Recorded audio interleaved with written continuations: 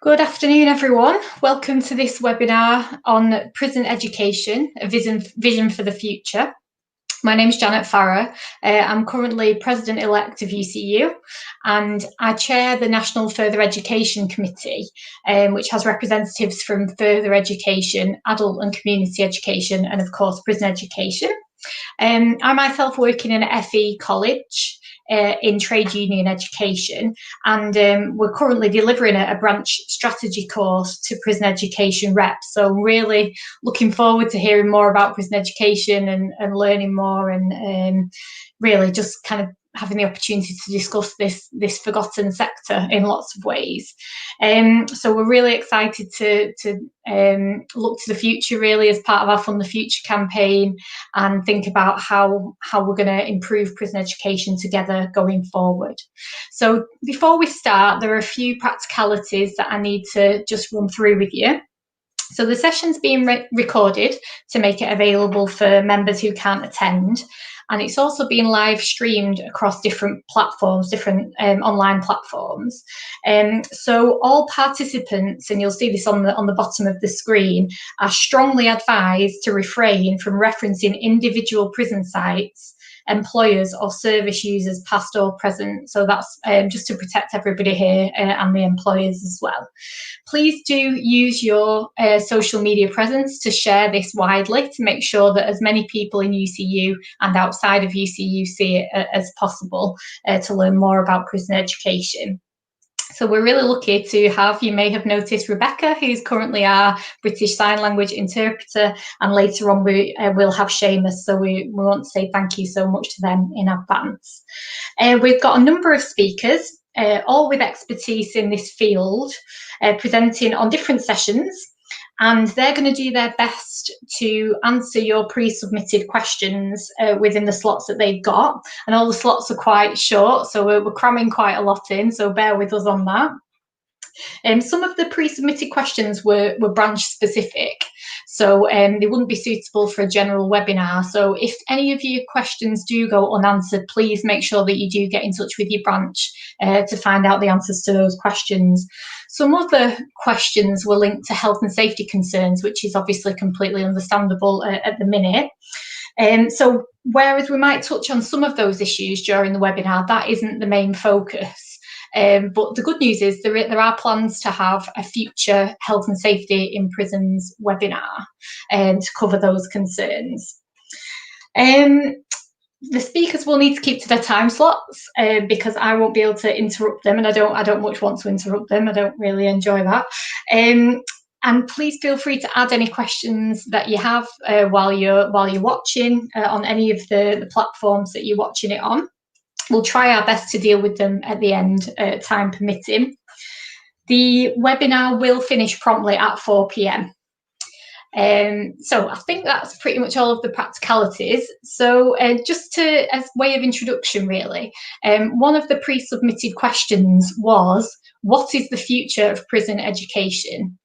And this seems like quite a good place to start the webinar, because, you know, for a long time that has been such a problematic question. Prison education has been seen as a kind of bureaucratic, expensive problem for governments, a problem to be managed as opposed to an opportunity to create something really meaningful. So that question actually sums up why we're here. The aim of this webinar is to explore what prison education could be, and what we think prison education should be going into the future. And of course, now is the time more than ever, given the situation with the pandemic, for us to make the case for building back better. So we want to obviously build something that is sustainable in the interests of all of our members and of course their learners. Right, enough from me. I think it's time to hand over to the real experts. So we're delighted to welcome Mark Fairhurst, who is the chair of the Prison Officers Association. You probably know it as the POA, and you can see that on Mark's name there. And our own Marianne Quick, who'll be familiar to lots of you as one of UCU's bargaining and negotiation officials. And she has, amongst her other many areas of responsibility, prison education under her wing. Oh, that was a prison joke. I didn't mean to do that. So I'll hand over to them with a polite reminder that you've got 15 minutes to talk about building solidarities for prison workers. Thank you. Thanks very much, Janet, and big thanks as well to our colleague Mark from the POA who's joined us for this first session. So our joint working with key allies such as the POA has never been more critical than it has been over these past months, and our approach to health and safety during the COVID-19 crisis. And this has included a coordinated campaign to ensure that all of our members' safety and the safety of prisoners has been treated as a priority, especially with decisions being taken about prisons moving to exceptional delivery models during this crisis. So I wanted to take the opportunity of giving UCU's formal thanks to the solidarity that's been shown to us by Mark and his colleagues and his members in the POA over the past few months in particular, because it has made a real difference to us in our ability to being able to advise and represent our members during this time. So thank you very much, Mark. We all know that prisons are some of the toughest environments to work in, never mind a place where we want to deliver meaningful education.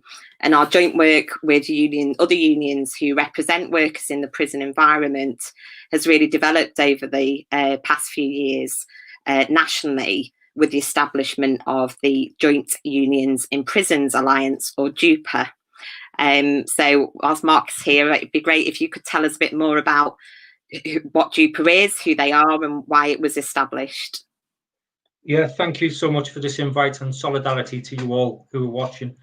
It's a pleasure to work collaboratively with other unions, especially the UCU. I know how important the issues are in prison education.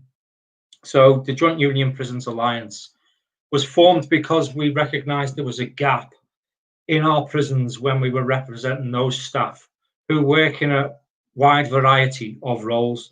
And there are 9 major trade unions involved besides the POA and UCU. We have BMA, NAPO, PCS, RCN, Unison, Unite, and the GMB.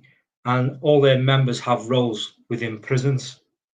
So our aim on JUPA is to work together, because there's strength in numbers, and to force the employer to take the concerns of all staff who work in prisons seriously, improve our safety, and make our working conditions a lot better. It's not without its problems, because before the COVID outbreak in March, we held a summit in London and we invited HMP directors to attend and asked them to sign up to a safety charter. We weren't asking for anything spectacular. We were just asking for basic things like staff having the availability to report their health and safety concerns to a single reporting line, and the formulation of a whistleblowing hotline. Now, when you think of those 2 ideas, what could be simpler for a member of staff who is fearful because their management are threatening them with reduced hours working, or not to, re-implement their working contract when it comes to an end? All little threats to staff that worry them and worry people that they don't highlight their concerns. Now, if I can get an agreement with HMP to set up an external website for staff who are long-term sick, who can access all the forms and policies and advice they need when they're going through an ill health retirement process or asking for a sick leave excusal, they can do that from the comfort of their own home. I see no reason whatsoever why HMP cannot set up a similar website for staff to access at home who work in prisons, so they can highlight health and safety concerns. It's easily done at minimal cost, and that can then go straight to a regional health and safety lead who can address those concerns without having to involve anyone. You can do that anonymously. There has to be a will from the employer to do that, and at the moment, we're getting indications that there isn't. And similar for a whistleblowing hotline, 1 single phone number. You can leave an answer on an answer phone. You can then move that forward to a single point of contact within the MOJ or HMP, and they can act upon those concerns. It doesn't take a lot of effort. And the answers we've got so far are that because not all the recognised trade unions have signed up to that charter, then we can't sign it or implement it.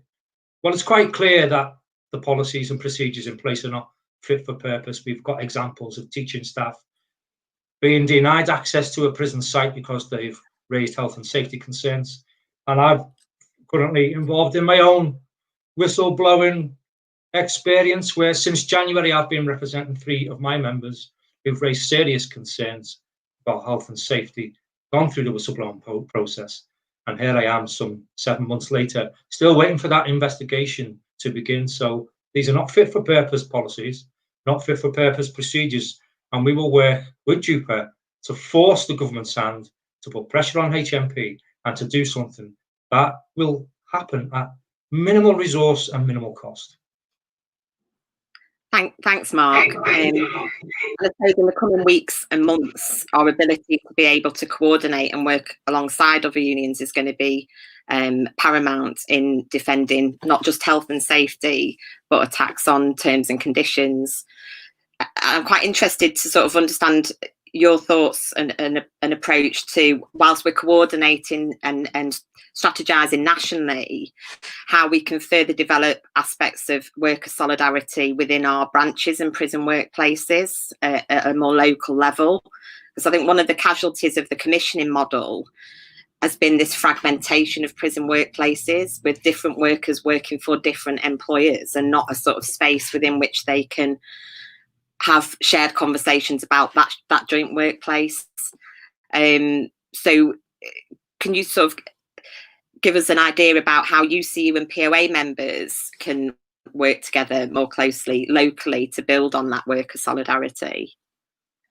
Yeah, this is something we're working on nationally. What we want is a framework, so we have contact details of not only trade union reps from other unions within prison sites, but you have details of our local reps who are in every site, so you can access them. I think that will help. And of course, part of our charter is to say that third-party representatives must have access to all health and safety meetings on site and must be given facility time to do so. The biggest stumbling block at the moment, of course, is that not everyone has got recognition rights. And I refer to one unscrupulous employer, which is a subsidiary of the Short Trust Prospects at HMP Feltham. They're an absolute disgrace and should be ashamed of themselves. But like every trade union, we don't get nothing easy. We're going to have to force the issue. And the more we stick to our guns, the more we stick together, the more that the likes of Prospects, similar to Ryanair, will eventually think it's a good idea to recognise the trade union and work with us instead of against us. So we're keen to set up this directory, if you like, of trade union officials in every site that other trade union officials in the UCU and other unions who work in prisons can access and get advice with. And I know that's happened in a few sites since the COVID pandemic and the easing of restrictions. So we're happy to work on that with everybody. That's great news. Thanks, Mark. We have had some pre-submitted questions. So while I've got you for 5 minutes, it seems like a good opportunity to start looking at how we can work together on a few problems. So one of the questions is around HMPPS have asked education providers to develop a plan that would seek to tweak the exceptional delivery models at stage 3 for wing work of prison educators, which would see our members delivering in-cell learning packs and delivering some element of teaching on the wings. What is the POA view of this proposal whilst COVID is still a risk? So at the moment, we've got some limited face-to-face education in a youth custody estate where they're using rooms on wings. I was walking around Buckley Hall last Friday and I was aware of these activity packs that prisoners can access and take in the cells while they're on lockdown. They were not getting delivered to cell doors. We're getting left on pool tables and snooker tables for prisoners to pick up if they wish.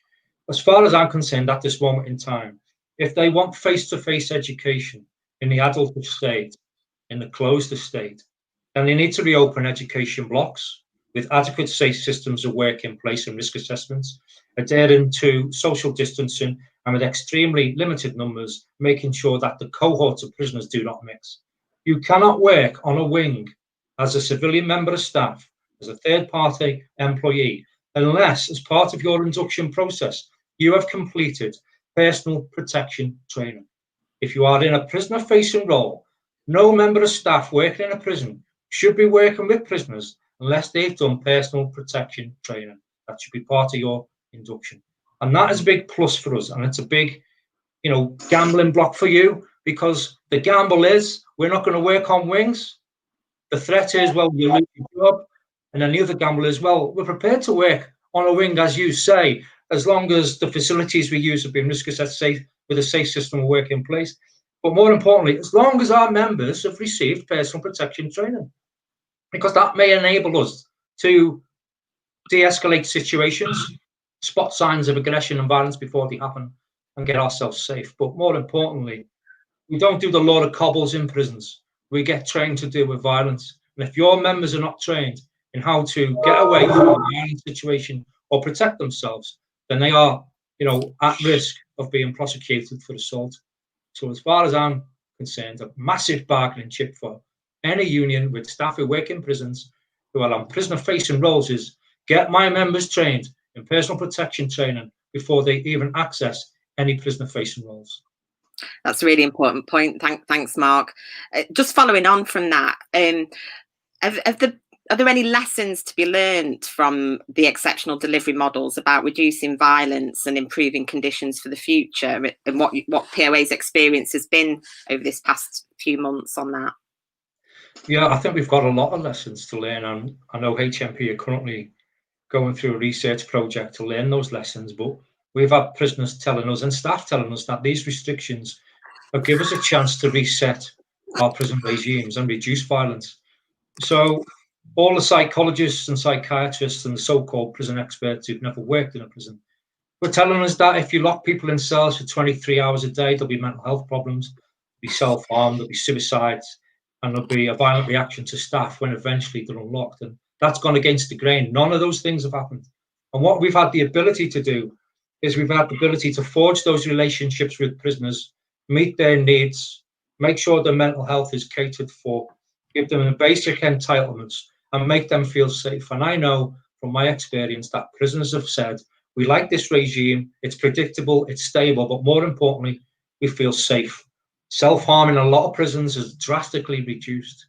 So moving forward, I can see an education provision where one wing will get a specific day or days to access education.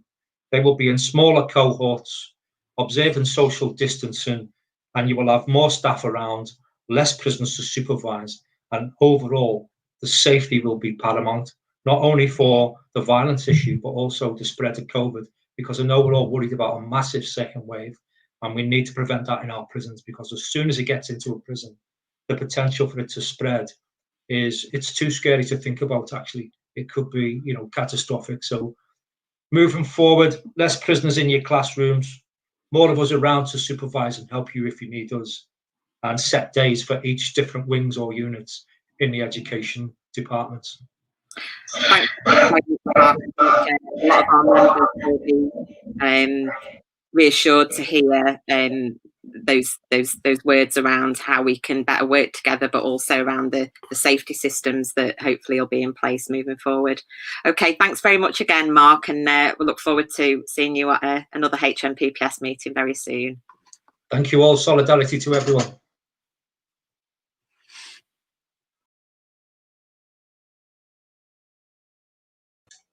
Note to self, remember to unmute. And as you can see, we've got a new BSL interpreter, Seamus, so thanks so much for joining us. And thank you to Marianne and to Mark for that incredibly valuable insight to kick us off there. So our next session is entitled A Vision for the Future, a National Prison Education Service. And we're so pleased to have Kate Lomas, who's the National Chair of our sister union, the National Association of Probation Officers, or NAPO, and she's going to talk about their recently successful campaign to nationalise the probation service and what we've learned from that campaign. And we're also delighted to be joined by Charlie Allen, who is the Justice Union's parliamentary group organiser. None of you have got any short titles, have you, to make these things easier, but there you go. So thank you so much for joining us. And we're also really pleased to have with us our own Andrew Harden, who is the Head of Further Education at UCU. So UCU's been making the case for a number of years that prison education should be viewed as an equal educational partner that's funded and prioritised the same as all other educational establishments, you know, be they schools or FE colleges or adult and community education providers. But with the implementation of the PEF, the Prison Education Framework, placing prison education firmly in a commissioning model, which Marianne mentioned earlier, for profit, under the Ministry of Justice, we want to think about how would we bring prison education under the control of the Department for Education and therefore under a not-for-profit model. And how can we use effective research and lobbying in Parliament to advance and amplify the voices of prison educators and see meaningful and long-lasting change at a government policy-making level. So I'll hand over to the speakers, and just a reminder that you have got 15 minutes. Thanks so much.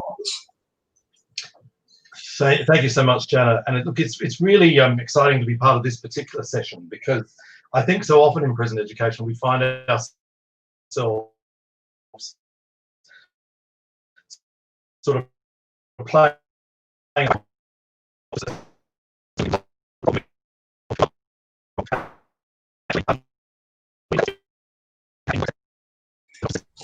think we're having some sound issues. About the renationalisation. Sorry to interrupt, Andrew. I think we're having some sound issues there. Can we see if it might be resolved now? Just carry on. Can you hear me? Yeah, that seems better. Okay. Fingers crossed. So, all right, maybe I was talking too fast, but I think we're living in really interesting times in terms of what.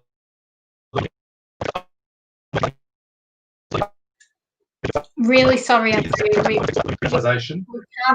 can't hear you at the minute. It seems really distorted. So I don't know if you want to try and leave and rejoin, and maybe we'll come to Charlie or to Katie first. So apologies to put you on the spot there, Charlie. You are on the screen already. Would you be okay to kick us off with a few words about the topic while we wait for Andrew to come back? Me? Yeah, sure, yeah, absolutely. Unless you want to hear from Katie about the campaign. Either way. We want to hear from both of you equally. So whoever wants to go first, I'll let you work it out. Okay, I'll tell you a little bit about the Justice Union's parliamentary group then. Do you want me to start off? Oh, go on then, Katie. Yeah. No. Hear the positive story of hope first. Go ahead, Katie. Thank you.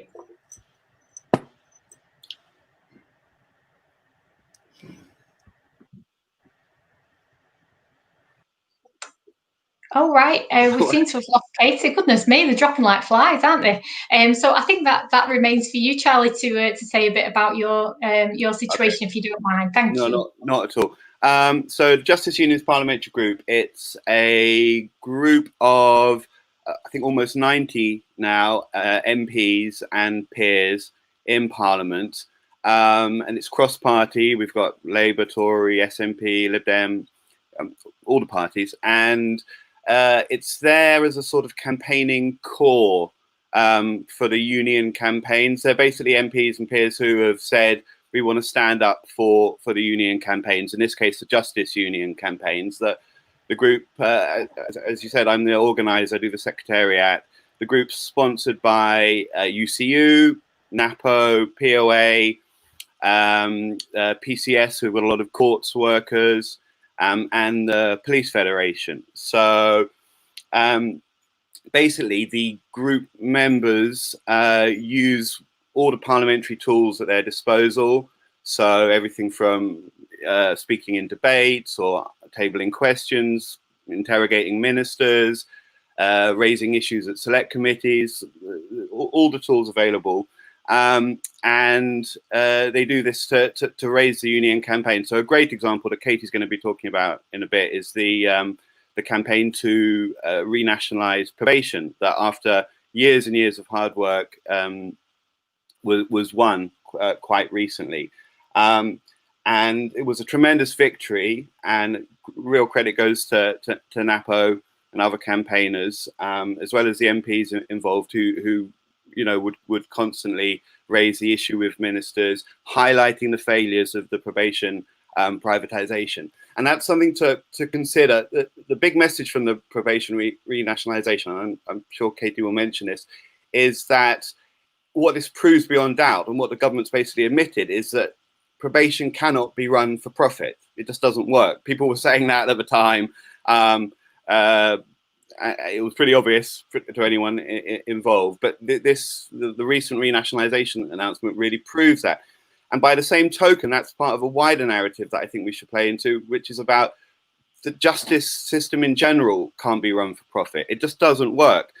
Probation, prisons can't be run for profit, and prison education can't be run for profit. I mean, prison education, the way I see it, is at the heart of the rehabilitation process.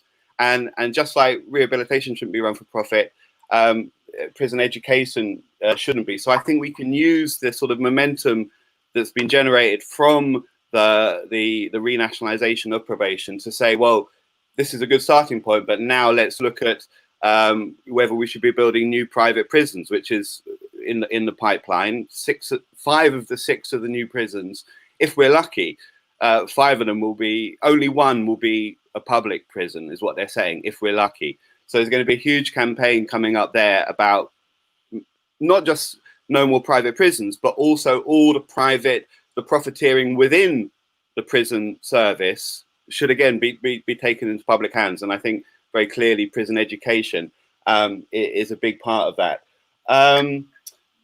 So that's a bit about the background. Let me just say a little bit about the campaigns that we've been running recently. Obviously, with COVID, it's been the major focus for the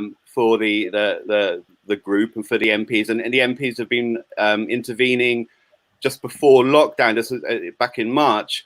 There was a lot of work that the unions were working together, and the MPs in the group were confronting ministers with this and saying, basically, we've got to shut down education. We've got to shut down a lot of these things, or we'll see outbreaks in prisons. And I think that the joint work between the unions and the parliamentarians was actually critical in bringing that lockdown quite speedily.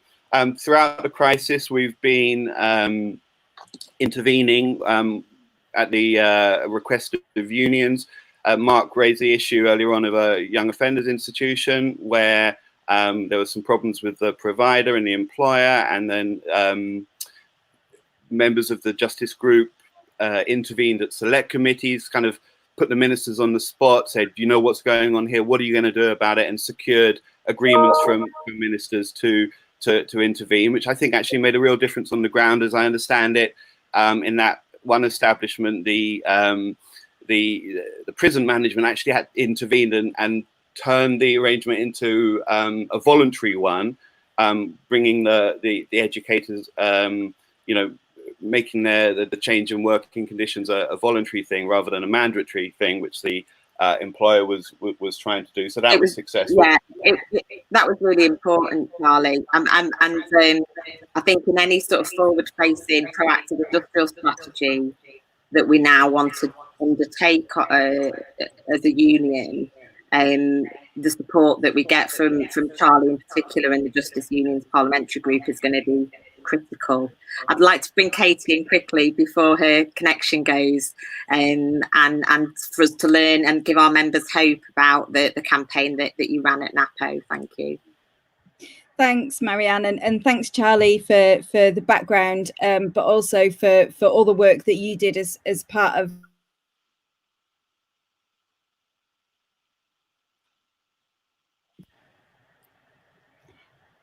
So for people that don't know, we about 70% of probation work was outsourced or privatised in 2014, and NAPO fought long and hard against that, but it happened anyway. I have to say that when that happened in 2014, we were all pretty tired.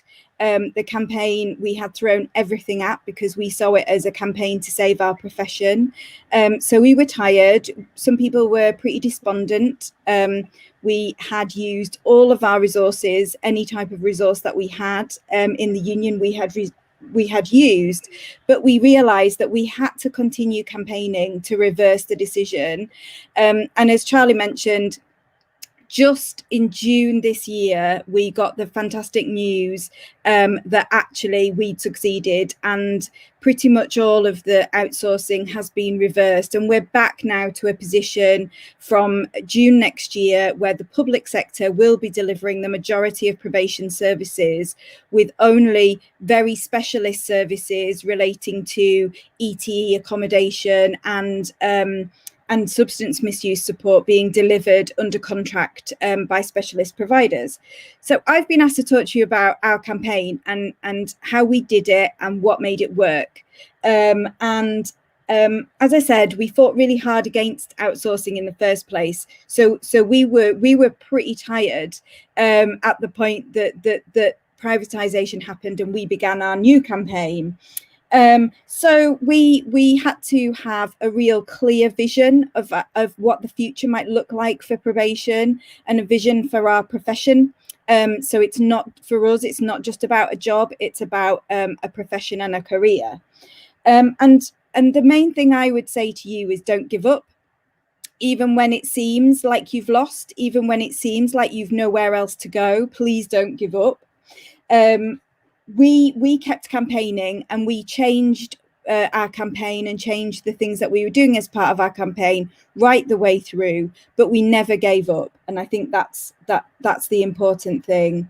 So the next thing I'd like to say is use your allies, even ones that may seem strange allies. So throughout our campaign, we worked closely with Tory MP Bob Neal, who is the chair of the Justice Select Committee. And it might seem strange for a union to be working closely with a Tory MP, but he was a really great ally because he was really concerned. We showed him the facts and they concerned him, and he was happy to amplify those concerns and to take real action on our behalf. We also engaged with the Her Majesty's Inspectorate of Probation. We engaged with the chair of the Parole Board. We engaged with the National Audit Office because we knew that this folly was costing more than it was supposed to.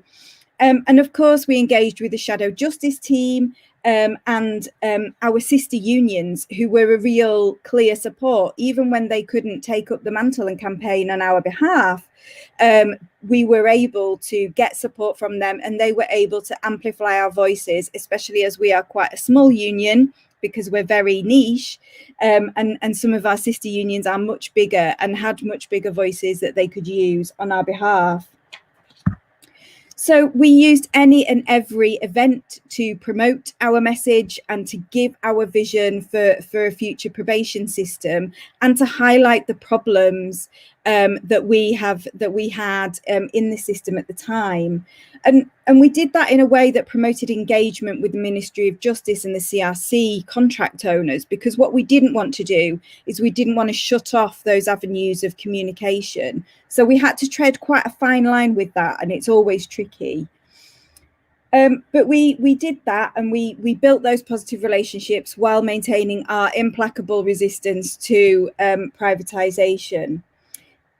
And we used any opportunity we could to get our point across in the media. And tragically, it's only when there are serious failings that probation tends to get a mention in the media. And that's a really tricky thing to navigate. But for example, we supported the family of Connor Marshall, who was murdered by somebody under probation supervision. And we worked with his family, and his mum, Nadine Marshall, was always really, really clear in her criticisms of the system that she was criticising system failings, not individual officer failings. And we use that as our model for talking in the media about the problems in the probation system. So we changed the campaign dramatically last June when a partial victory was announced, and the government announced they were ending the contracts for the community rehabilitation companies to run parts of probation. But what they announced was they were going to re-let the contracts, just with a different line drawn between public and private. So we just changed our strategy. We flexed our campaign, but we carried on, and we carried on talking about our vision for the future. And in fact, we've carried on talking about that vision for the future, even though because we know that there's a lot more to do to rebuild probation. So one of the things that I've learned throughout this whole period of time, from 2012, 2013, when the privatisation was being discussed, right through the campaign to stop it, right through the campaign to reverse it, is that at any given point, people will get tired and despondent and exhausted. And being part of a team is really important, because if I'm tired and I can't do it today, then I've got colleagues who can, and they can hold that torch and carry that torch for me while I go away and rest and recoup and gather myself. And it's really important that a campaign team recognise that in each other. And if somebody's being perhaps a little bit grumpy today, or saying negative things, perhaps we can never win, then they just need a little bit of time to rest. They need to step back a bit, look after themselves, have time to rest, and somebody else takes up that torch for them. So that would be my big advice to all of you in your campaign, is look after each other, because you're the best resource you've got. And when somebody is feeling a little bit negative, or perhaps a little bit despondent, then you need to hold that torch for them so that they can rest and recoup and take it back from you when you need a rest. So I'll leave it there. But Jane and Marianne, I will send a copy of my notes, so that if any of my connection problems have caused an issue, you can circulate those. But thank you very much. And remember, UCU, you have our full support, and we stand with you on this. Oh, thank you so much, Katie, and for sharing some hopefully positive tips which will enable us to put our best campaign forward on this. We're overrunning slightly because of the technical problems, but I did want to use this slot to announce that UCU are in the process of commissioning some research around how we can best put a campaign together about bringing prison education back into public ownership, following some of those ideas that have been pursued by NAPO. And we want our prison educators, which the next session will be looking at, to have parity with school teachers and FE lecturers in their terms and conditions, but also what are going to be the best outcomes for your learners, because in our view, the prison education framework has single-handedly failed to deliver a fit-for-purpose prison education. So keep an eye out on that campaign and that research, because it will be coming your way soon. Thanks very much, Janet. Thanks so much, Marianne, and thank you to the speakers as well, to Charlie and to Katie for managing to deal with those tech issues. And I'm sorry that we lost Andrew and we weren't able to get him back, so that's a shame. But we go on. So now's the moment you didn't know you were waiting for, which is me in conversation with my dear friend and comrade Brian Hamilton, who sits on UCU's National Executive Committee, representing members in prison education. So welcome to Brian. We're going to be discussing a national contract for prison educators. So I do need to tell this one because I'm responsible for this one. We have about 10 minutes to cover a big area. We're going to try and integrate some of the pre-submitted questions on the themes of pay scales, Marianne just touched on this, pay rises and kind of parity with teachers and lecturers. And in fact, parity with teachers is something that we're desperate for in further education and in adult and community education as well, and gender pay. So that's a lot to cover in 10 minutes. So just as way of brief introduction, the process of commissioning education for profit in prisons, we've mentioned it a few times already, has created a fragmented workforce who face a lot of challenges, including their own terms and conditions. This is what Marianne was just talking about. And we're going to discuss how we transform and level up the pay, working conditions and professional standing of our prison education members into the future, and how we can bargain for a prison educators national contract and organise to win. So I'll hand over to Brian, and then maybe I'll come in at the end to talk about gender pay. Thank you very much, and a warm welcome to everybody this afternoon. It's a subject that's very close to my heart, the notion of a national prison education contract, because it's a subject that's caused us more work in UCU over the past 20 years with all the different sort of contracts that we have and different employers. And looking at it in a holistic sense, it makes sense in a number of levels for us to have a national prison education contract.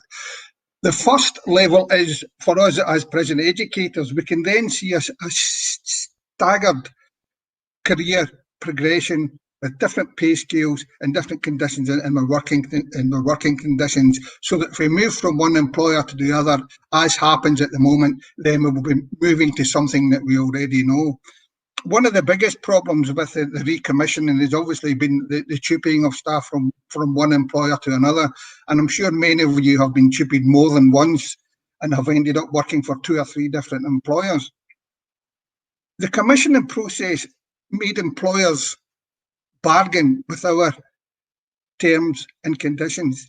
And to put it quite simply, the easiest way they could compete was by reducing our terms and conditions. And over the 4 OLASs and now into the PEF, our terms and conditions have been gradually reduced. So we didn't start off in a good place when the 93, when prison education started to be privatised.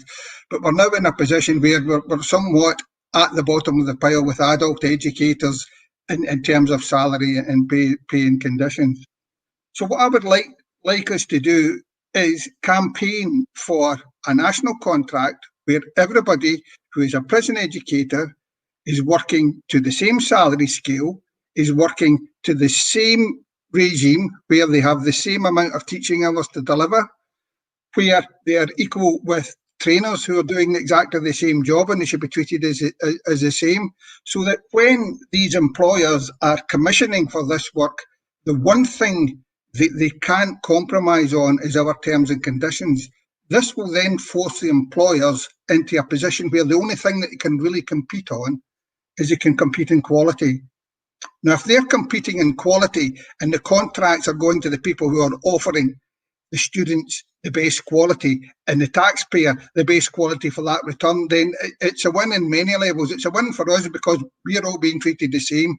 It's a win for the students because the person who is going to provide them with the best quality is the same, and it should be the best for the commissioner because they should be getting the best quality that they can for that money.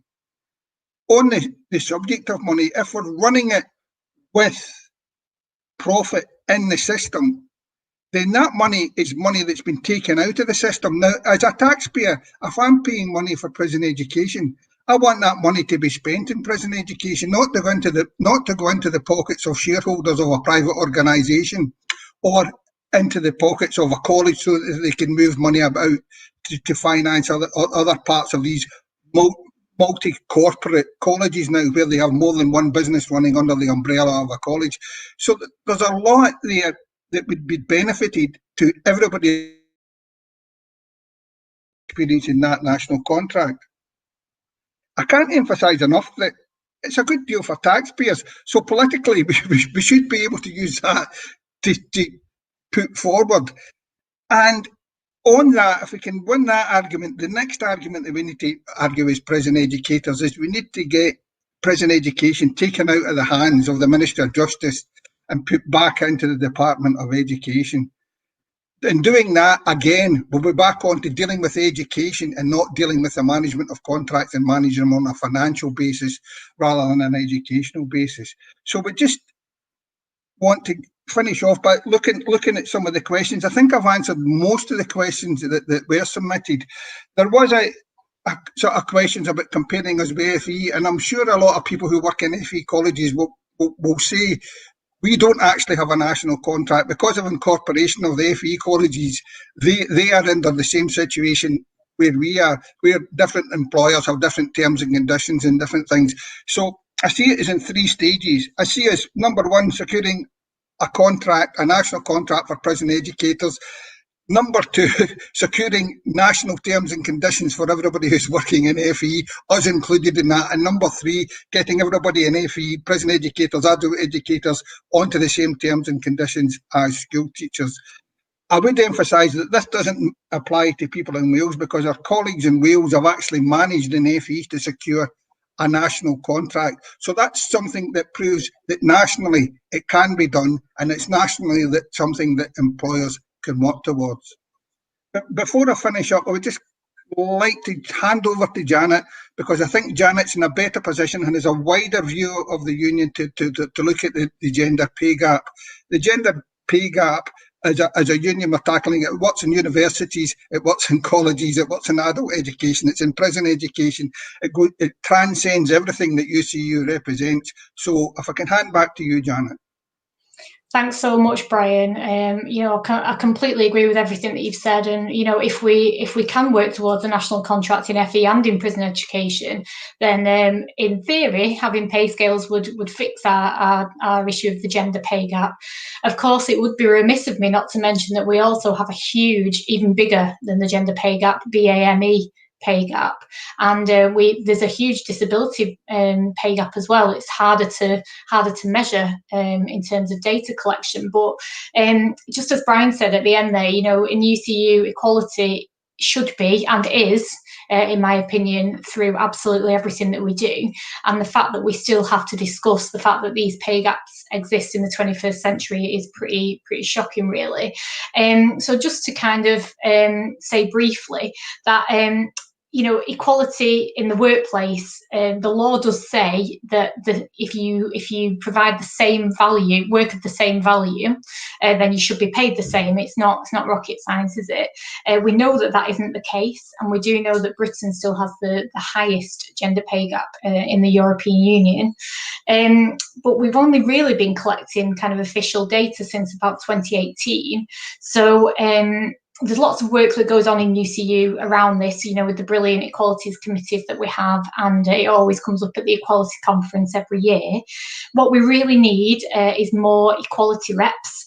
Because there have been some really, really successful campaigns around the gender pay gap in UCU branches, and I think in prison education, this is actually something that we could look towards the other sectors in our union and learn from some of those localised campaigns. So I would really, encourage you to get involved, because as things currently stand, lots of the things that we're talking about moving towards, prison education is a private enterprise, and therefore the employers don't have a legal duty to abide by the public sector equality duty, but they do have a moral duty. And sometimes as trade unionists, it's for us to really kind of push that issue with our employers and make sure that we continue to remind them of it.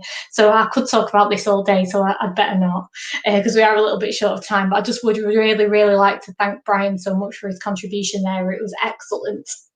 So I'm going to shortly hand over to the next session. I'm really excited about this session, actually. It follows on from what I've just been talking about.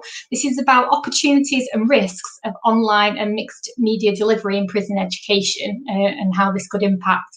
So I'm really pleased to be able to introduce Francesca Cooney, who is the head of policy at the Prisoners Education Trust. All of you have got very long titles, as I've said, and she's going to talk about the benefits of improved access to in-cell technology to provide educational opportunities. And we've also got UCU's own Jenny Lennox. Could I just ask you to put yourself on mute for the moment, Francesca? I'm getting a bit of feedback there. Yeah, that's great. Thank you for that.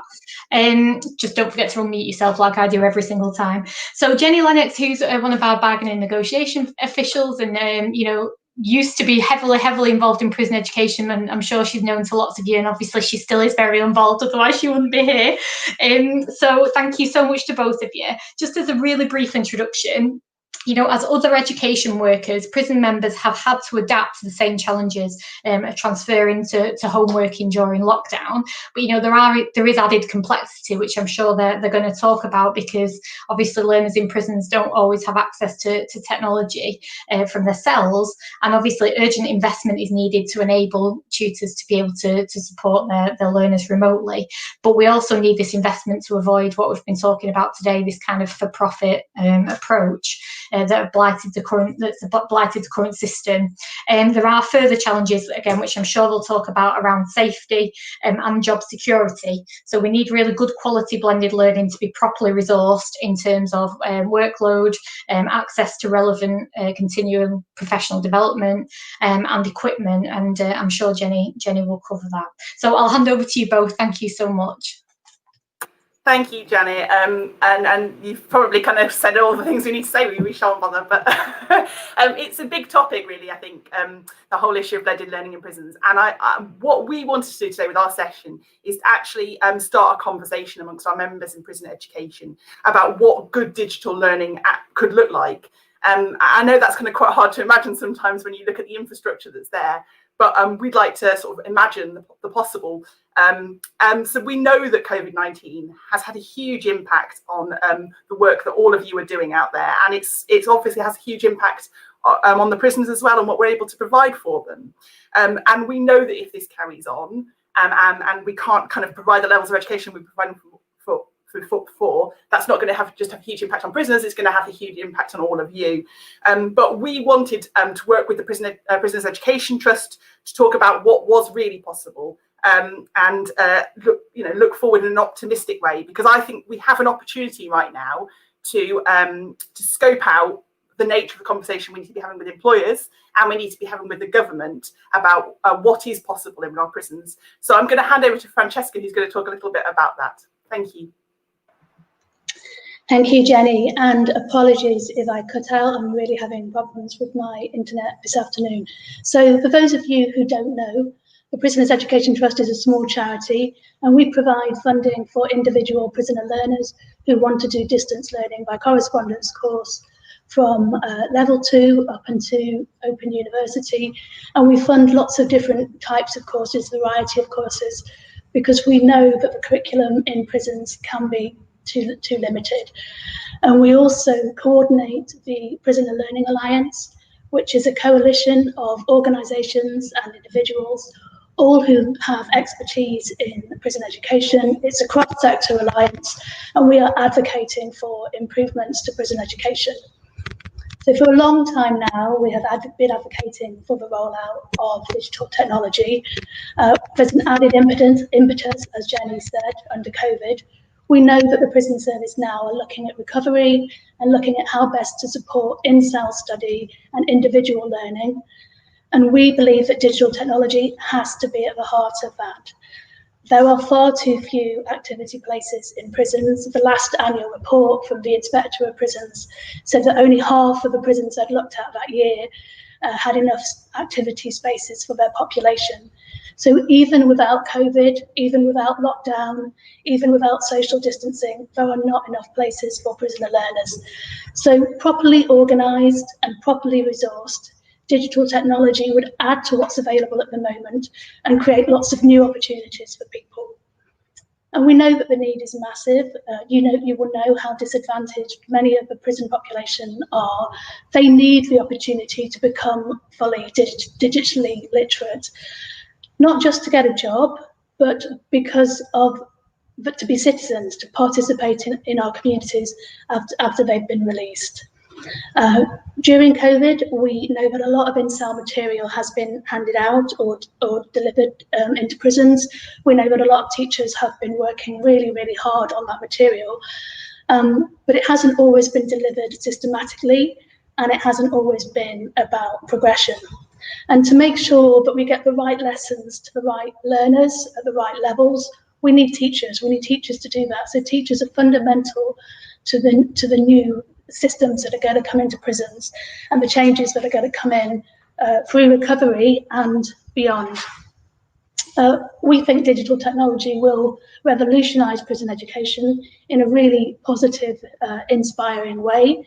If you can have clever technology that is interactive, intuitive, engaging, some functional skills can be delivered online. And what that means is it can free up teachers to work on a broader curriculum and do different things. Prisoner learners will be able to learn at their own pace, and we will see a greater amount of education being delivered across prison establishments. Our experience at Prisoners Education Trust, we have 30 years of experience providing distance learning to individual learners. Very few learners can do distance learning without staff support. That's not just about the logistics, which, as you can imagine, in a prison are many and varied, but it's also about the motivation. Learning in a prison is hard. Learning by yourself is hard. If you put them together, you will probably need somebody to support you to do that. You will probably need some input from a human being to support you on your way and make progress. And we can't forget also how important socialisation is and how important the work that happens in groups and classes is. We need that to remain as much as we possibly can under social distancing, because the Ministry of Justice is very focused on what they call employability, getting people into jobs. We talk to employers. Employers tell us that transferable skills are as important, sometimes more important than qualifications that are out there. What employers want is people that are a team player, people that have good communication skills, people that can problem solve. All of these are skills that can be built in the classroom and in groups with interaction with other people. So what we're asking for is for digital technology to happen on top of what's already happening, not instead, and not to be taken away from teachers' roles in prison. We're asking for a national strategy. We want to see the rollout of in-cell technology across the whole estate. We want it to be properly resourced. That means not just the equipment and the infrastructure, but also the training and support for our teaching workforce. And we're also asking for crystal clear security guidelines, because without that, we don't think that governors will be reassured or empowered to deliver digital technology in their prisons. So that's a sort of very rough overview of what we're doing. And I'll pass back to Jen. Thank you, Francesca. And yeah, I mean, I've seen somebody already put up in the comments about the technological issues, and we do know that there's potential security threats through doing this. But I think actually the kind of key point about this is how do we make sure that we're working properly with HMPPS, that we're reassuring governors that there's central guidelines for all of this. And Francesca and I talked about this morning. It's clearly got to be something that's led by HMPPS. This can't be a free-for-all, because if we want it to be meaningful, it's got to be something that prisoners can do wherever they are in prison, not just in a few places because they happen to be, have better facilities than others. That's just not acceptable in terms of the level of provision we need to provide to teachers. We have produced some guidance, a little bit of guidance about online delivery in prisons, which came out in April, and hopefully somebody will be able to post the link up in the chat about that. But also, we've produced some guidance in for more widely for FE as well. Again, we can hopefully post up the link to that, but they are available on UCU's website. What we're talking about more there is about how you can safeguard yourself, really, about the sort of things you need to think about when you're doing online delivery. Even like the environment behind you. And I've had an ice cream van go past and kids and stuff, all of which, can identify where you're working. So you do have to think about this sort of stuff. And that's clearly the sort of thing we're going to have to agree with employers to make sure that you're protected as well. But I think there's a real opportunity here, as we said earlier, for us to be thinking innovatively about it. We've had a number of questions that have been sent through to us in advance, which I was going to sort of chat through with you, Francesca. I think there's kind of quite a lot of concern really about what it will mean for prison education if we move towards a blended learning model. I mean, do you think that sort of prison education as a whole would be reduced if we move to this kind of blended model? Well, I think we have to make the arguments that it shouldn't be. I mean, hopefully this will add to what we already have, and we'll see a wider variety of education, a better quality of education, and increased education. The need is there, the demand is there. There's not enough purposeful activity at the moment. So we want prison education to be increased rather than reduced, and we want better outcomes for learners for doing that. Thank you. No, I mean, I absolutely agree with you. I think we have been asked, and this is obviously labelled towards us, as does UCU have information, but I don't know if you have any information on this about whether our learners will be able to use ICT in the future and any timescales for this. It's certainly not something that we're aware of beyond what already exists, but I don't know whether or not Prisons Education Trust were aware of anything. Sure. Okay, so what I would say is there's been a definite commitment for the youth estate, so for prisons holding children, and children are going to be given tablets. That's being rolled out at the moment. We don't have a national commitment or strategy for the adult estate yet, which is what we are advocating for. But we know that there's quite a few prisons where they already have in-cell cabling, and it would only be a matter of kind of getting the devices in place. It wouldn't take very long at all for these prisons to get up and running with in-cell technology. And then there's some prisons which have some infrastructure. And then, unsurprisingly, there's some prisons that have really very limited infrastructure, and it would take quite a while and quite a lot of investment to get them up to speed. But what we are asking for is that in-cell technology is rolled out across the whole estate. And in terms of security, there are lots of different ways that this could be managed. One idea that is being floated is that people would go to education or a central point to download the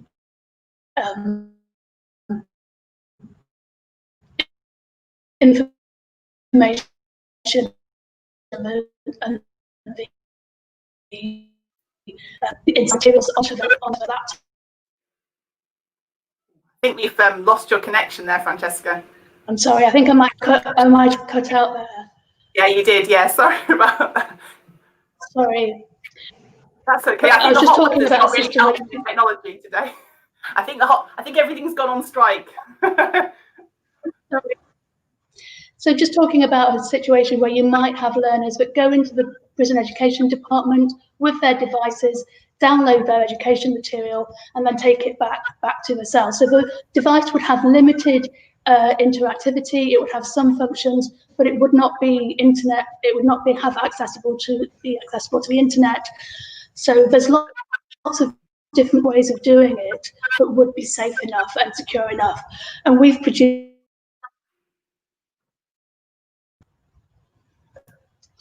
we produced a briefing recently called The Digital Divide, which talks about what happens internationally. There's lots of countries where they manage to do this without security concern.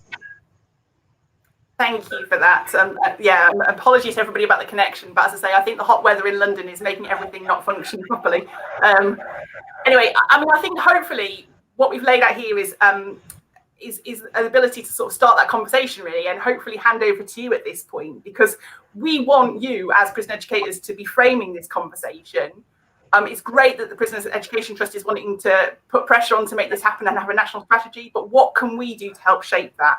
We know that you have the knowledge on the ground about what's possible, and also what might be the probable we could realise really. So what does it look like, good education, I guess, digital education, and what training and support do you need to make that happen? Because we absolutely understand there's a big learning gap here that we need to fill and that we need to support lecturers to do in prisons. So please make sure you speak to your local rep. If you haven't had an on-site meeting, ask your rep to organise one. Sorry, I should say a virtual meeting, not an on-site meeting. Ask your rep to organise one. Please feed into us about what you think we should be doing in terms of digital learning.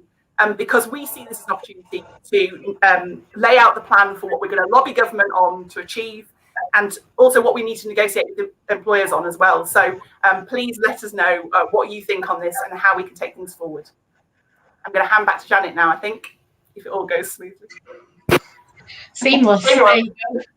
Thank you both so much for that, and I can assure you it's not just hot in London, Jenny. I'm baking here in Manchester, so I think that most of the country have got that today. So thank you both so much for that. You know, it's clearly the vital next step really for prison educators, and it's interesting to hear some of the concerns around that. And you know, but that doesn't mean it's not going to be possible. And ultimately, it's about preserving our members' jobs. So really appreciate that. Okay, so our final session is about amplifying and diversifying professional voices through designing and delivering a meaningful prison education curriculum. That's another mouthful. So we're going to hear from three excellent UCU reps. Jane Inskip, who is Vice Chair of UCU's National Prison Education Branch. Hello, Jane. Hattie Gadia Birch, who is a Health and Safety Convener, and Sharon Clark, who is a prison site rep and represents her Regional Black Members Committee. So before I bring in all of the speakers and hand over to them, if I could just ask you to put yourselves on mute just for a moment, because I'm getting a little bit of feedback there. So it's important to say that again, it's been the theme of today really, the prison education framework commissioning model has arguably diverted resources away from the development, design and delivery of a truly meaningful prison education curriculum, which would help to reduce reoffending rather than delivering a profit. And as well as being meaningful, it's really important that that system is diverse. So the speakers are going to look at why we need to decolonise prison education, and they need to review how so-called fundamental British values are taught in prisons, and that they reflect the communities that we serve. We need to think about who is teaching what and why, in order to address the structural inequalities experienced by our own members. And we need to think about how we embed questions of climate change and sustainability, as well as green skills, into the prison education curricula. So obviously, I'm sure you'll be fine delivering all of that in 15 minutes. So apologies, you've had your time cut slightly short by the tech delays. So without much further ado, I'll hand over to the speakers. Hi, thank you, Janet. Hi, everybody. Firstly, thanks really to all the previous speakers, to the organisers and Janet for chairing, but also all of you for just joining in, just watching what's going on. It's really unusual for us to be given this level of platform and this space to talk about our experience. So because of that, I have written a lot of notes. I've scribbled some of them out because I know that we're on a reduced timescale, but apologies if I am looking away a little bit with that. In this bit, as Janet has said, Sharon and Hassie and I are talking about our experiences of the current structure, the current delivery models within prison education, and the impact on us as professional educators, but more importantly on our students, which sit rightly at the centre of all this. We want to shine a light on current practices, particularly in this section, with regards to diversity, inclusivity, the narrowing of the curriculum, but ultimately, in asking the question, is what we do fit for purpose? And the other part of what we're trying to do here is appeal to those listening that are from other sectors, either inside or outside of UCU, to ask you to help amplify our voices and the voices of our students that are some of the most marginalised and the most silenced in education across the board. There's a meme that I've read, and I am going somewhere with this, and I think it sums up what we're getting across here. It basically states, check on your friends who work in professions which require them to refrain from saying 90% of what they think. That is where we sit. Although we're sharing a lot with you today, this is a snapshot, an absolute snapshot. And there'll be people watching that are probably thinking about putting comments in the comments box and are uncomfortable with doing that because of where we work. That's just kind of set up where we're at with it. In terms of British values, so what I'm looking at here is the issue of embedding, and I will call them so-called fundamental British values within our current practice. So concerns around this, that they're not unique to prison education, we're fully aware of that. But the links to prevent and the really narrow framework in which we operate amplifies those concerns. So because national policy is so absent, that the guidance isn't there, it falls to individual teaching professionals to interpret and implement what they think should happen. To do this anywhere is a problem. To do this in a prison where your decisions have got to consider your direct employers, your establishment governors, HMPPS, Ofsted, is beyond problematic. Then when you consider our students, and demographically, I think it's worth stating that they're between 16 and 100, diverse communities, internationally and nationally and locally, varying ability, varying experience.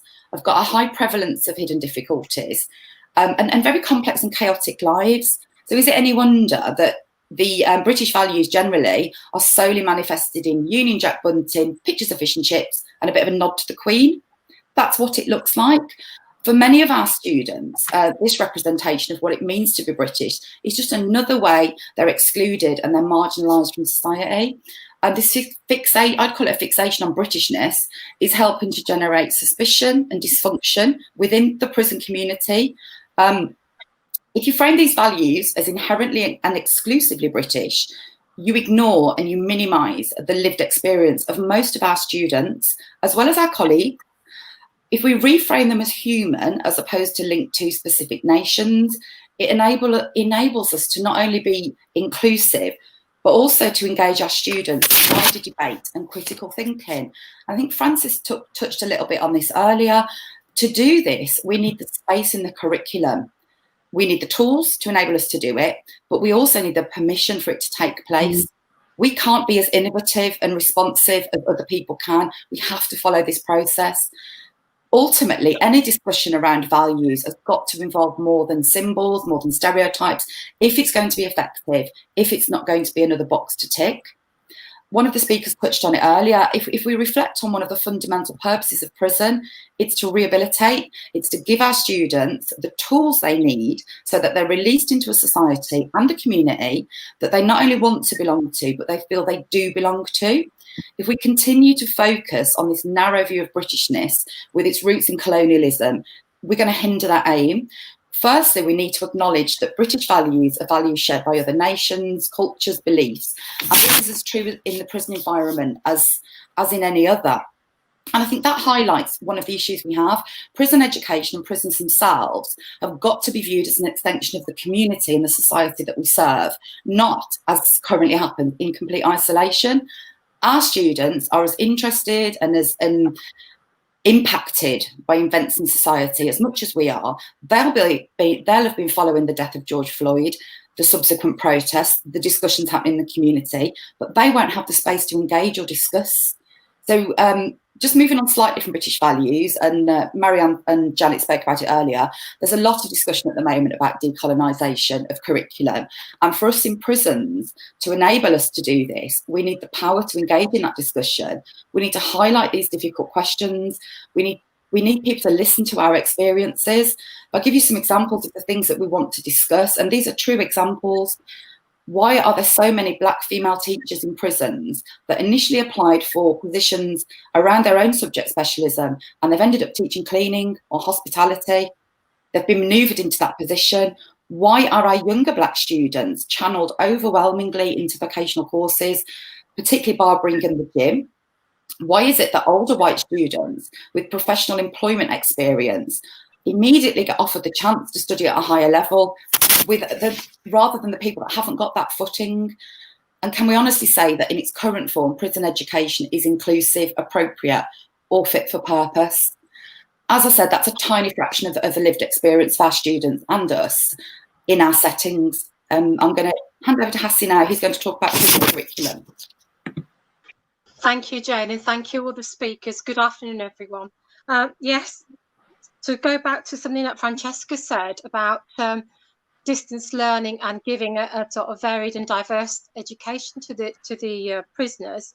From my perspective, and touching on to something that Jane's mentioned as well, for me, I'm just before I go on to the curriculum, I've de-skilled. I've been in prison education for 5 years now, and I have to say I've forgotten how to use a smart board because I don't have access to one. So it's not just about prisoners getting access to digital technology. It's ensuring that we as staff who are delivering this actually have access to technology that we can keep up with our colleagues, what I call on the outside. Secondly, talking about the curriculum. So for those that are not sure how the curriculum works within the prison, is currently now a prison governor will will, sorry, I'm not sure if everyone can hear me, whether the governor decides on an annual basis what he or she wants being delivered in education. So you'd have what we call an annual delivery plan. So every year now, what we deliver changes, but I have to ask myself, and I constantly have been asking this for the last 5 years, is that curriculum meaningful? So to give you an example, well, firstly, people need to appreciate that we deliver 52 weeks a year. It's not that we have different breaks, etc. So for an individual like me, when I'm on leave, somebody still has to carry on delivering my course. And I have to sometimes ask, have we got the right professional to cover people to deliver when I'm away? And that applies to all lecturers within the environment. But the other thing about is this curriculum meaningful?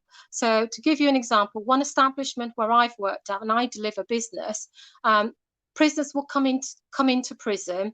They'll be bombarded with things to do with prison rules, regulations, etc., and they'll be told about what the educational provision is. So they'll be given a list of all the courses that are available. And one of the things that we need to bear in mind is that in prison, the education courses are very short-term courses. They could be anything from 1 week long to, I think, maximum about 10, 12 weeks for some of the hospitality type courses.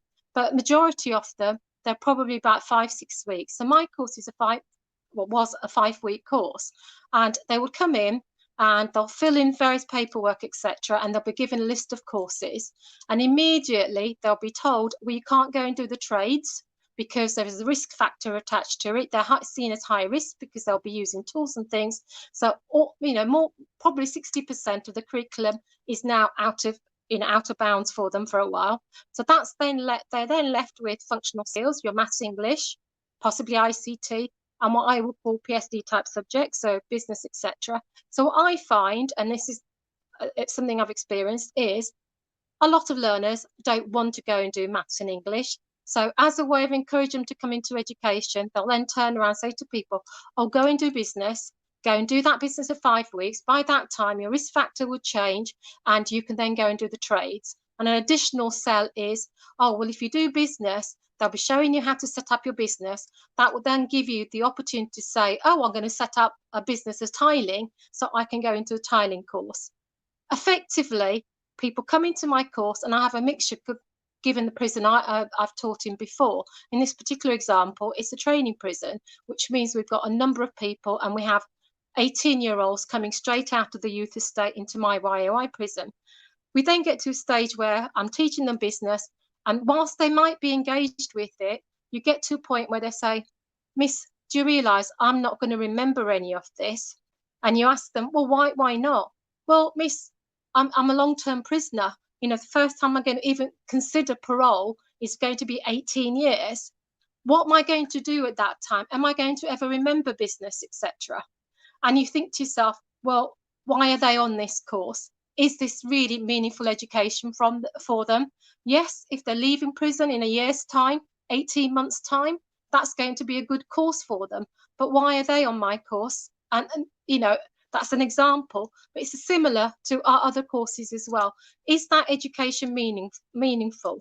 And if we've got courses that are 5, 6 weeks, part of me feels those courses are designed both to allow profit for the people who deliver, providers who deliver, but also it allows prisons to gain what they will call successes. So they can record the fact that, oh, a learner has done a 5-week course in business. But if that learner is moved for all sorts of reasons to another prison, and that happens quite often, if that learner was halfway through my course, nobody would get the credit for it because we haven't officially finished delivering that learner hasn't achieved. But also the receiving prison may not necessarily have that course. So that's it. That learner's had 3 weeks worth of teaching from me, learning from me, and that's finished. And he or she may never pick that up depending on where they are. So I have to ask myself, are these sort of short courses really meaningful and beneficial to our prisoners? Secondly, it's something that a subject very close to my heart, and it's what Francesca said about, distance learning. When I first arrived at one of my establishments, I delivered this level 2 course and found individuals, including Black individuals, and it's something that you know, when I arrived, there were 2 people doing distance learning courses, and they were both white individuals. I'm not a teacher that looks at people in black and white, but referred a number of individuals to do distance learning, talked them through it, went through the curriculum, the prospectus for the Prison Education Trust, and pointed them in the right direction to say apply, helped them with the application forms, and off it went into the prison machinery, only to find that I had a comment come back from the prison to say I had increased and created a huge workload for them because I happened to refer these people. And yes, they have to follow a process and check whether individuals have got the right levels of functional skills. But I tended to find every time I'd referred a Black individual to that course, I'd have a lot of phone calls and emails saying, are you sure this individual can do this course? Are you sure this individual can do this distance learning course? And I was thinking, well, why not? They've got the ability, they've got the cognitive skills, they can do that. But it was that sort of stuff. A group of individuals, in my mind, unconsciously or consciously, were being denied that distance learning. And those are the very individuals that I find are going to be in prison for 18 years. And you think to yourself, these short-term courses aren't meaningful to them. You want something that's going to be sustainable and more meaningful for them, but it's not always something that's available to them. So that's one thing. And again, I think touching on what Jane said about who delivers these courses and are these individuals fit for purpose? I've not known of an environment where teachers are recruited who don't necessarily have the right educational qualifications to deliver those courses. And touching back on, you know, I remember a colleague coming in and she was being interviewed and was interviewed to deliver an ICT course, but she happened to be a Black individual, and because they want and they sort of direct Black individuals to what we'll call traditional courses that are sort of practical courses, they tend to they recruited this person to say, will you go and deliver hospitality? So that sort of thing, I think we need really sorry to interrupt you, Hattie. We are running out of time, I'm afraid, and we really want to bring Sharon in before we finish. So if you wouldn't mind just wrapping up briefly, that'd be brilliant. Thank you. Yeah, it's just saying that in my opinion, at the moment, I don't feel that the prison education is fit for purpose for the individuals that we teach.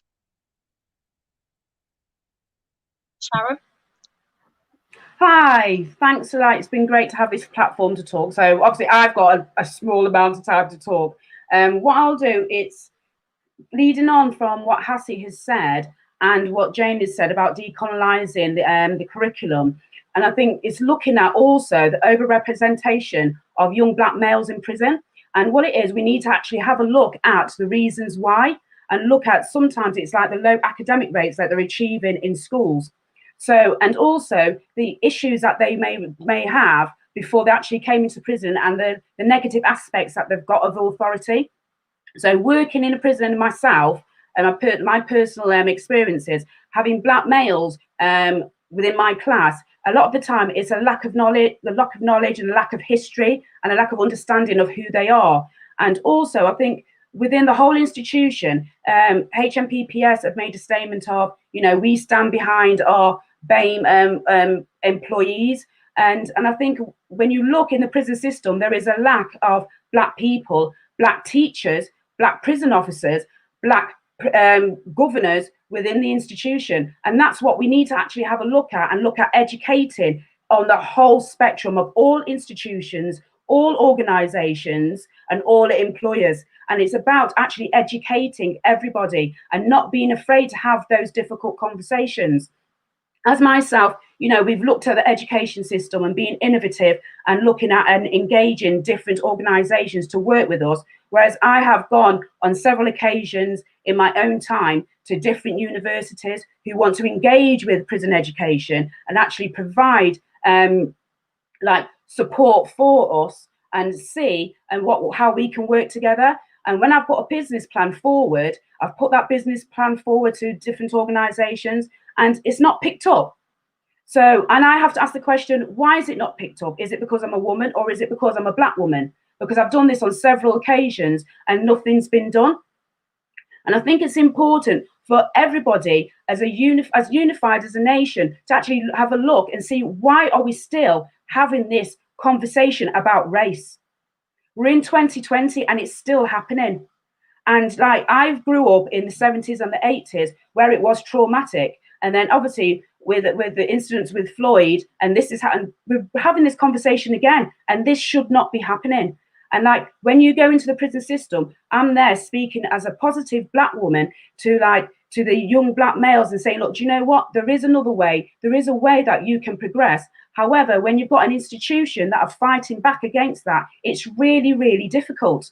You know, when you're working, you're trying to engage, like, you know, different authorities, different prison officers, and there's a lack of representation. You know, there has to be on an executive level, there has to be on the management level, and there has to be on the prison level and a teacher level. And it's really important, if we are committed, as we say we are, to change, this has to be a change, that this has to change. Because everyone is saying they're committed. We are committed to support our BAME community. We are committed against racism.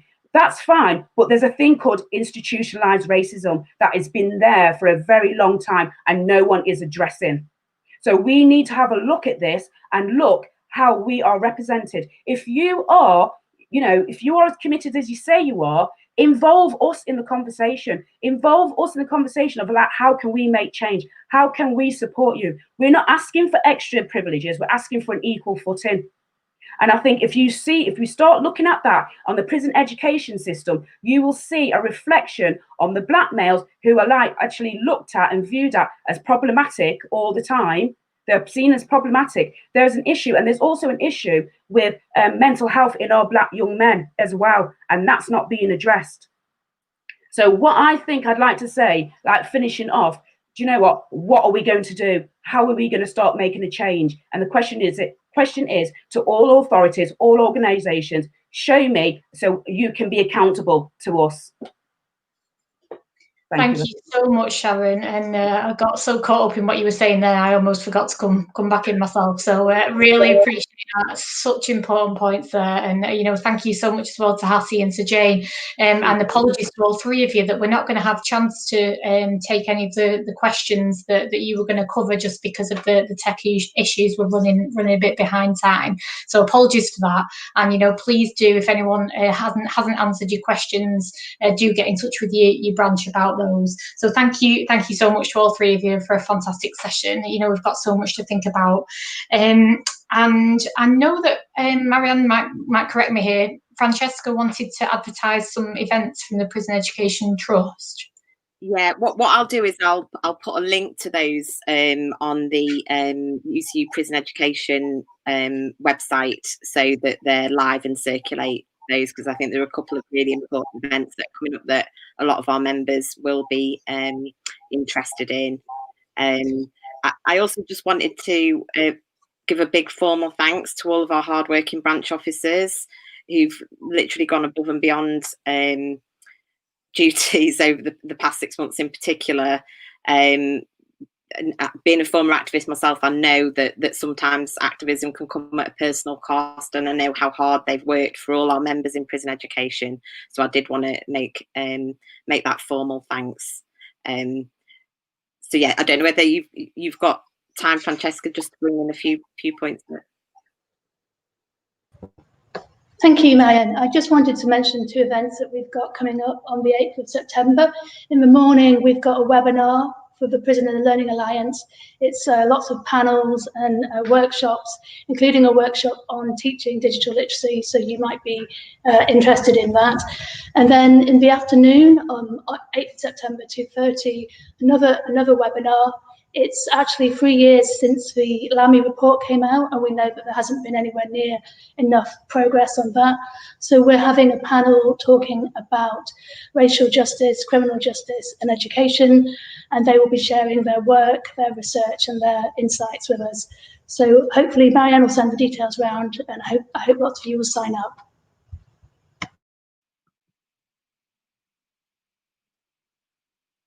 Thanks. Thank you. Yeah, Marianne, if you just want to draw everything together, some closing comments. I will do my best. So I just wanted to say we've set out a lot of aspirational ideas here in this webinar, and hopefully raised some of your own aspirations as yourselves as workers, and for your learners, and for the sector as a whole. But I suppose just to reinforce quickly what has been said here, the state of your terms and conditions and the contracts that you work on are there because it's set up as a profit-making business, and we need to do all that we can, and the union will do all that we can to address that. But the union is you, and it is each and every one of you who are working in prisons up and down the country, and so whilst we all need to hope for something different and something better, this is never going to be gifted to us. It's something that we're going to have to fight for.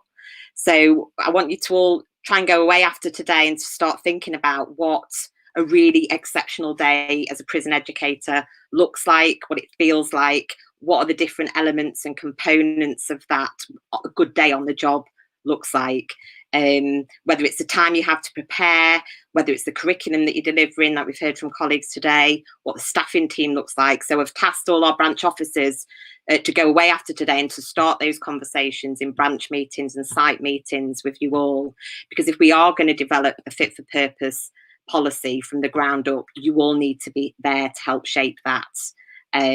So yeah, we need to be mobilised to create this vision of a prison education fit for the future.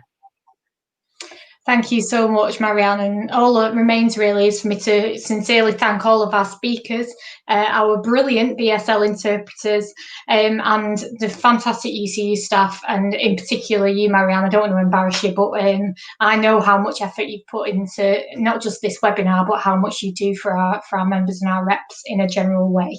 So to all of the UCU staff that's been involved in this event, and of course, final thanks go to our hardworking prison education members for watching this and for contributing. So do take care of yourselves and each other, and over and out.